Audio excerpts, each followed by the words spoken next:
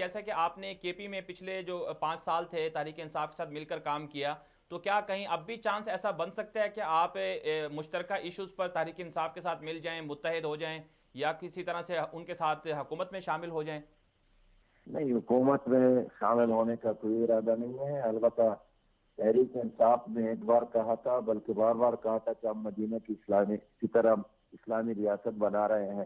ہم، تو ہم نے پھر ان کو یہی دعوت دی کہ آگے بڑھیں، اگر آپ نے ایک قدم بھی آگے کی طرف اٹھایا تو ہم اس کو ویلکم کریں گے.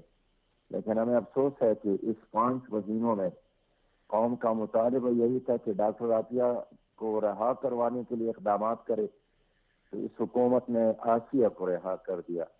جی اس طرح ہمارے پارلیمنٹ میں پیپل پارٹی اور مسلم لیگ اور پی ٹی آئی کا آپس میں اختلاف ہے، لیکن عافیہ کے مسئلے پر اور ناموس رسالت کے مسئلے پر ان تین بڑی جماعتوں کا موقف بالکل ایک ہے.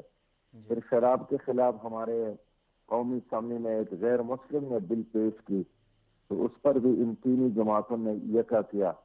تو اس طرح جو سیکولر اور لبرل مسائل ہے، اس پر یہ لوگ آپس میں یکا کرتے ہیں. جی تو انشاءاللہ اس طرح مواقع پر ہم ساجد بھی صاحب، ایک اعتراض کیا دینی جاتا ہے اور آپ نظریاتی پر، لوگوں کو اعتراض ایک کریں گے. آپ کی جماعت پر اور آپ کے لوگوں پر اعتراض یہ ہوتا ہے کہ چونکہ آپ لوگ دین کو سمجھنے والے ہیں، پوری اچھی طرح سے سمجھتے ہیں اسلامی معاملات کو، تو آپ کو چاہیے کہ ایسے لوگ جو دیگر جو جماعتیں ہیں وہ اتنی دین کے قریب نہیں ہیں، سمجھتی نہیں ہیں، آپ ان کے ساتھ ملیں، ان کے ساتھ مل کر ان کو سمجھائیں.